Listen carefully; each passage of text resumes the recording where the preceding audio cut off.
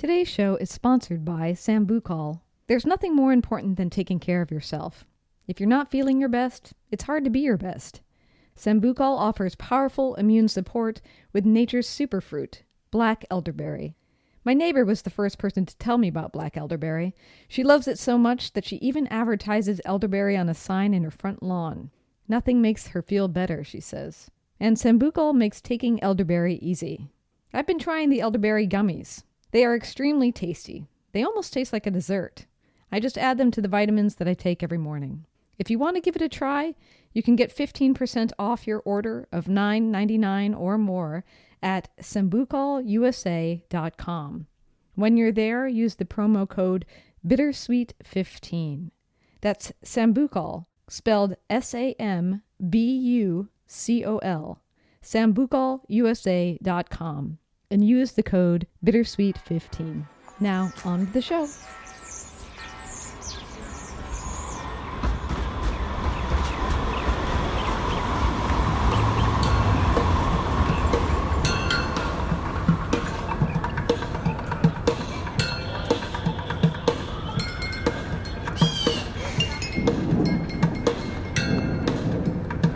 Hello, I'm Tiffany Parks, and this is A Bittersweet Moment with Katy Sewell.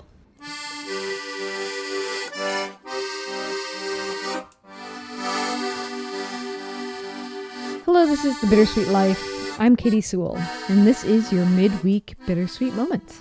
Now, if you have not yet listened to Monday's episode number 411, go back and listen to that first. This will make a lot more sense if you do that.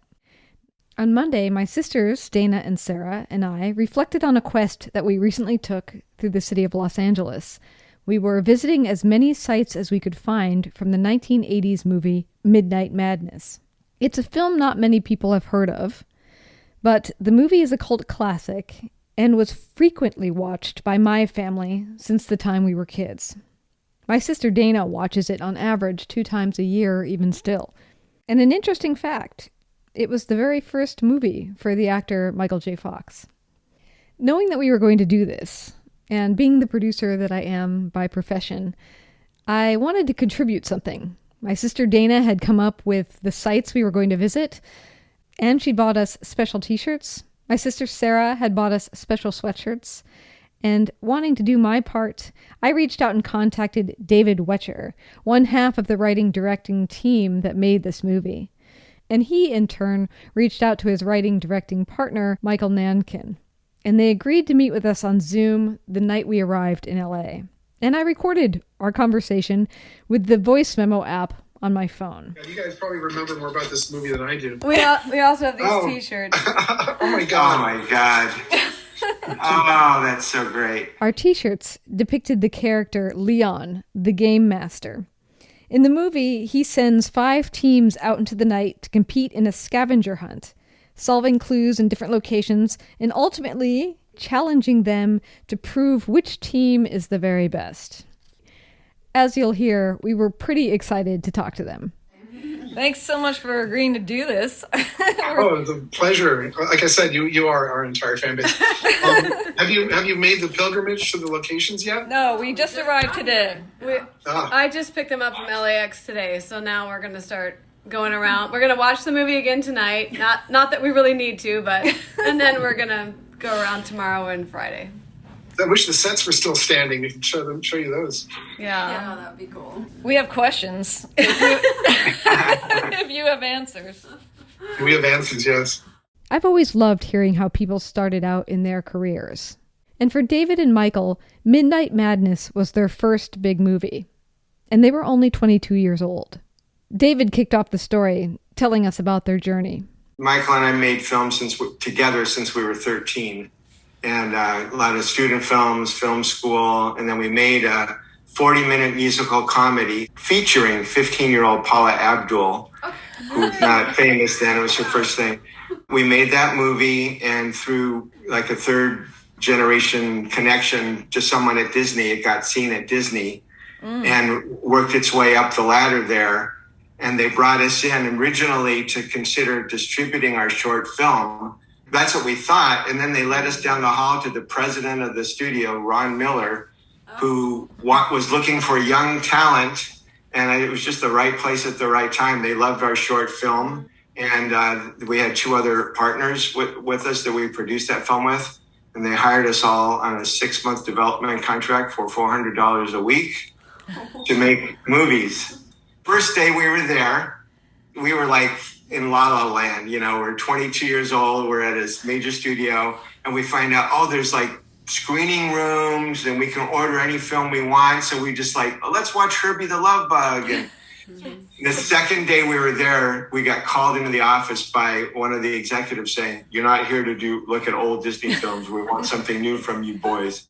So now they had to come up with an idea for a movie and a script, something that Disney Studios would be interested in. At the time, they wanted to break into making films for a more teenage audience. And so we asked, how did this idea for a movie about an all-night scavenger hunt, how did that come about? Here's David again, and Michael chimes in too. What happened was I had read an article about a real underground game that this guy ran up in San Francisco every year. And it was a newspaper article about a real thing. And Michael and I, our favorite film was It's a Mad, Mad, Mad, Mad World. And we thought, well, this had the makings. And so our second day at the studio, we said, let's write this up. And we pitched it a week later. And that's the one they chose for us to develop. Oh, gosh. Wow. Just like that. Just like that. And we thought, we were in the middle of this Cinderella story. I mean, we were just months out of college. Mm-hmm. And we thought this is the way it happens. Because this is the way we thought it would happen. We'd make a movie in film school, and then some studio would snap us up. Wow. And it never occurred to us that it would happen any other way. And then when it did happen, all of our friends in film school stopped talking to us. Oh, no. Yeah. Oh, no. Because you're those prodigies, like the one that you're the guy that wrote the novel by 22 that became a bestseller. Right, the lucky bastards, yeah. Mm-hmm. Wow. It's an amazing origin story.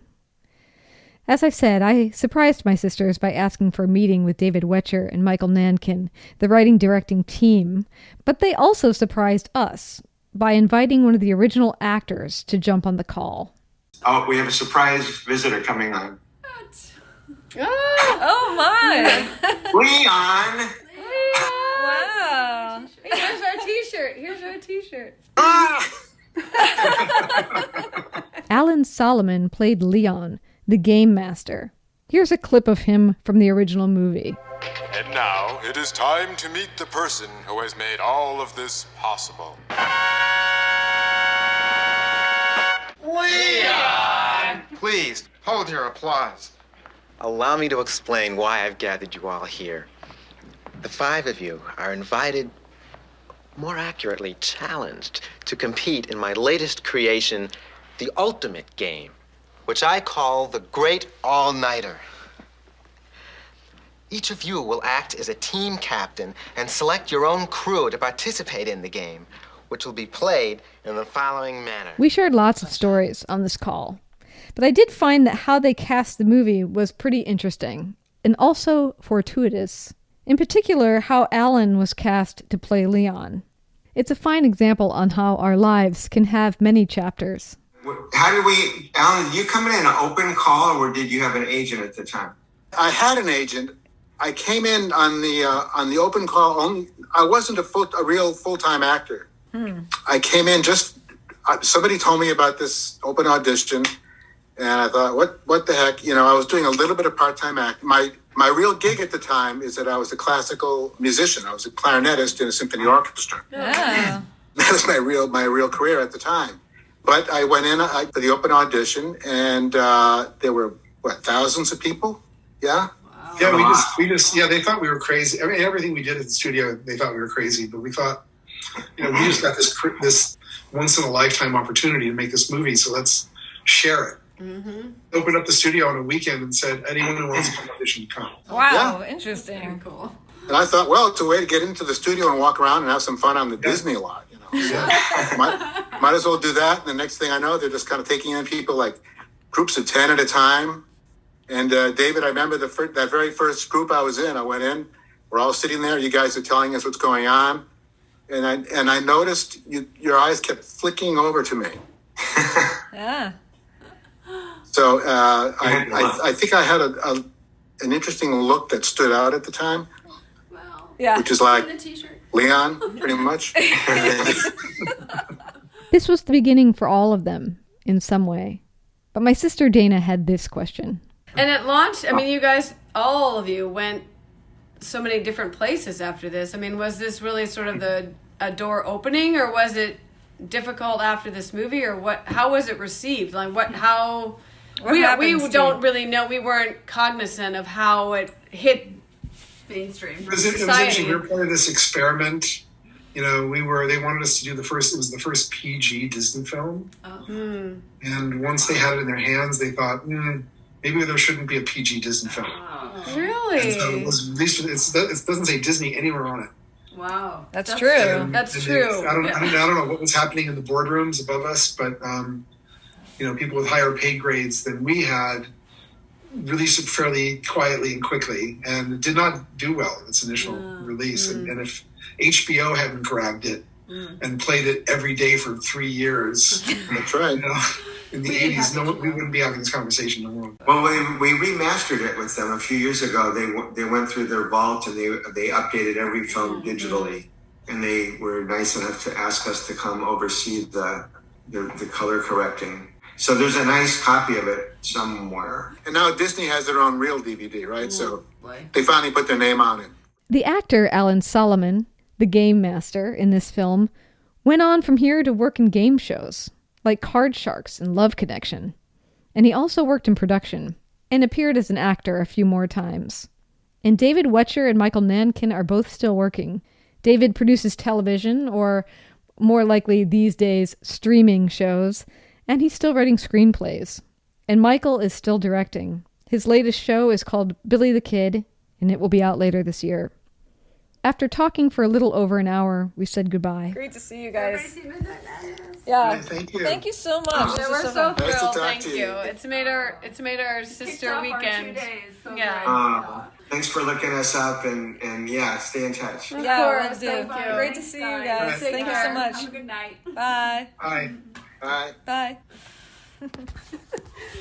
They were great. Leon. If you're curious about this film, you can find Midnight Madness all kinds of places. You can rent it on Apple TV, Amazon Prime, YouTube, and more. And if you want to share your origin story with us, the story of how you started doing what you love, we would love to hear it. Send us an email to bittersweetlifepodcast@gmail.com or contact us through our website, thebittersweetlife.net. When you're putting yourself out there, or when you're putting art out into the world, you never know what you'll inspire. 40 years later, you might discover that there are people who are still thinking about what you made all those years ago. And until next time, this is The Bittersweet Life. I'm Katy Sewell.